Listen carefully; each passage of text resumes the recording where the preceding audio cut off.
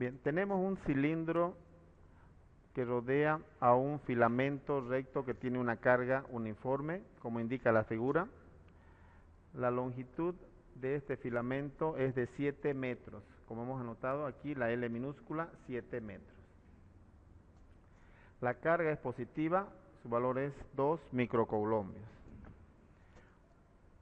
Entonces, el cilindro de cartón sin carga de 2 centímetros de longitud, esta longitud del cilindro que está de color celeste, y su radio de 10 centímetros. Esos son los datos que tenemos entonces. El filamento uniforme recto, que es una línea uniforme de carga, y la carga de ese filamento. Entonces nos piden determinar el campo eléctrico en la superficie de este cilindro. Bien, entonces para esto vamos a utilizar la ley de Gauss de la electrostática, que nos dice el flujo eléctrico neto a través de una superficie gaussiana. En nuestro caso la superficie gaussiana va a ser este cilindro de cartón que rodea la línea uniforme de carga. Es igual a la integral de E, vector E, por diferencial de S. Bien, el flujo neto que tenemos en esta línea uniforme de carga, a través de ese cilindro entonces, para determinar el campo eléctrico, tenemos aquí 3 superficies, ¿no? La superficie, esta superficie circular 1, esta otra superficie circular 2 y la superficie cilíndrica que vendría a ser nuestra superficie 3 entonces. Entonces vamos a determinar 3 flujos a través de esa superficie. Vamos a anotar primero el vector ds en cada una de las superficies. Entonces el vector ds en esta superficie es, ahí el vector s con azul. Lo mismo aquí voy a dibujar el vector s con azul y el vector s aquí con azul en la parte cilíndrica.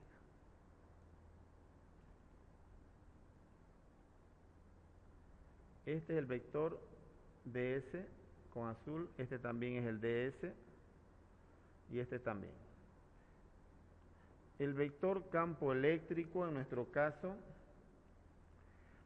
en esta parte tiene hacia arriba. En esta parte donde está esta superficie circular, el vector campo eléctrico, que lo vamos a hacer mejor con rojo, tiene esa dirección. En este punto también esa dirección. Es importante determinar el ángulo que forman este vector de S y E, ¿verdad? Este vector que está aquí con rojo es E y este también es E.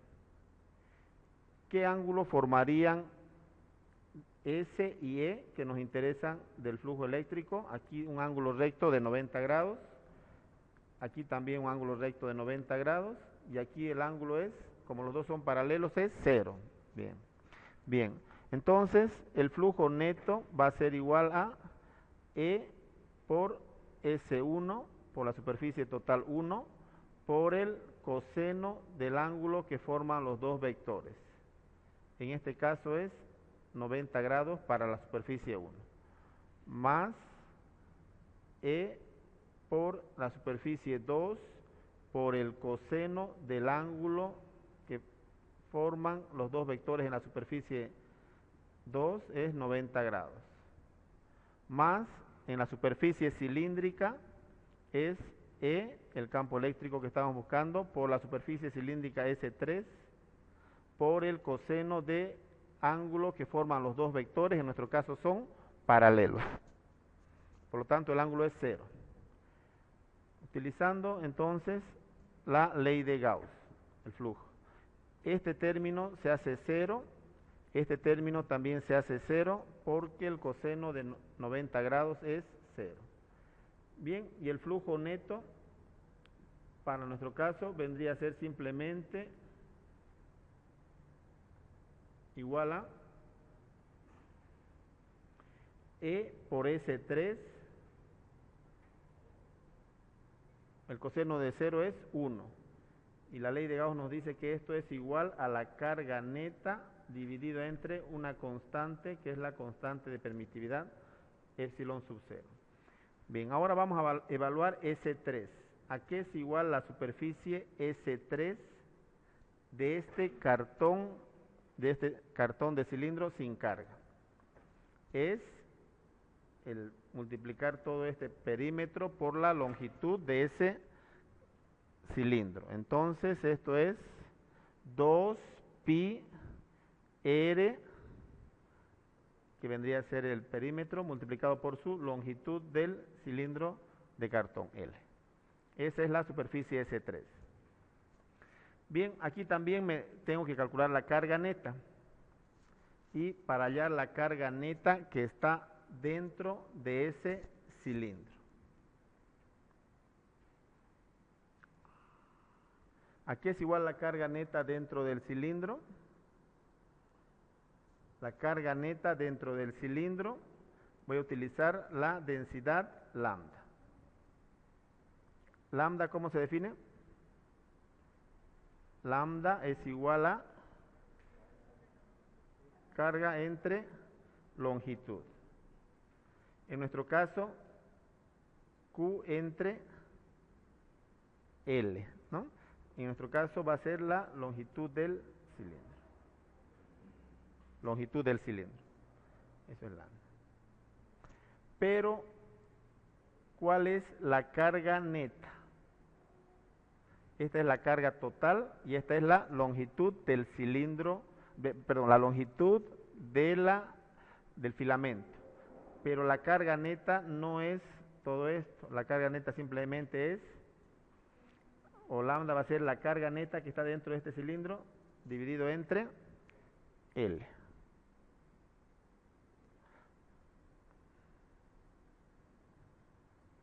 Bien, entonces de aquí podemos despejar que la carga neta va a ser a la densidad lambda multiplicado por L. Reemplazamos aquí S3 y Qn para hallar el campo eléctrico. Entonces, el vector E por S3 es 2 pi r L igual a carga neta es lambda por L entre epsilon sub 0. Bien, aquí vamos a despejar entonces E ahora.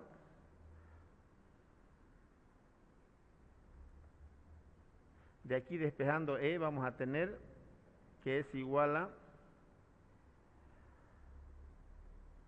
simplificamos las L's para allá, simplificamos las dos L's, E es igual a lambda sobre 2 pi r sobre epsilon sub 0. Entonces, de esa manera encontramos el vector E campo eléctrico en cualquier punto a una distancia r, que es el radio de ese cartón cilíndrico sin carga. ¿Y cómo hallamos lambda? La carga total de esta ecuación, carga total entre L, ¿ya? Eso vamos a hallar entonces. Lambda es carga total entre su longitud de ese filamento. 2 por 10 a la menos 6 dividido entre 7 metros. Coulombios sobre metros. De aquí encontramos lambda, ¿cuánto es? Lambda es entonces 2,86 por 10 a la menos 7 coulombios sobre metros. Eso es lambda. Bien, ahora reemplazo aquí lambda y reemplazo R para encontrar el campo eléctrico. Lo vamos a hacer aquí en esta parte. E es entonces, de esta ecuación, lambda 2,86 por 10 a la menos 7, todo dividido entre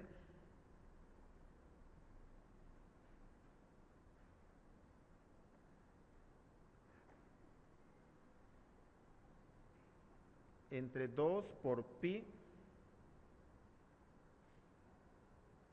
2 pi, R es 10 centímetros, equivale a 0,10 en metros, y por epsilon sub 0, 8,85 por 10 a la menos 12.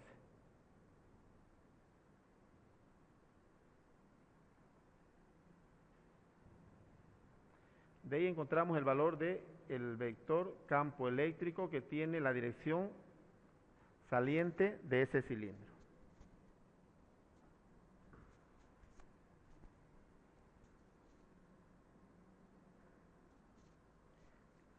Bien, el valor entonces es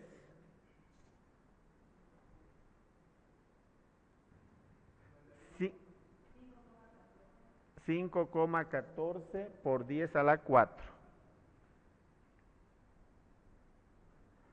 Por 10 a la 4, entonces las unidades Newton sobre Coulomb. Bien, así hemos determinado o hemos respondido al inciso A de la pregunta de este ejercicio, el campo eléctrico en la superficie de este cilindro. Bien, para el inciso B, debemos calcular ese flujo. El flujo eléctrico total a través de dicho cilindro. ¿Y qué es el flujo eléctrico en nuestro caso? El flujo neto. Hemos visto que solamente hay flujo en la superficie S3. Entonces el flujo neto va a ser el vector campo eléctrico por la superficie S3, ¿verdad? El flujo en la superficie S1 es 0, el flujo en la superficie S2 es 0, y hemos demostrado aquí. Entonces solamente hay por S3. Reemplazamos E y S y encontramos el flujo neto. E es 5,14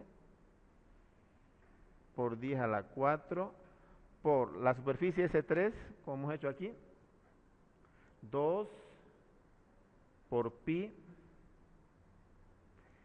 R es 0,10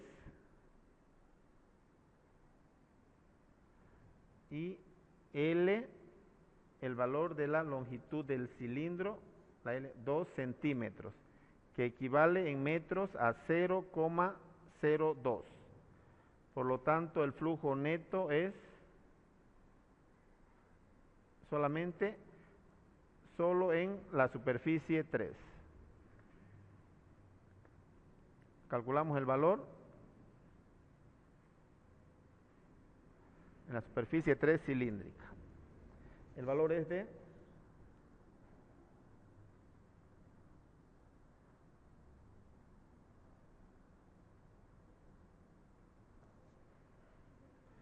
645 las unidades del campo eléctrico, Newton metro al cuadrado sobre Coulomb. Y de esa manera hemos respondido a los dos incisos, como es hallar el campo eléctrico y el flujo neto.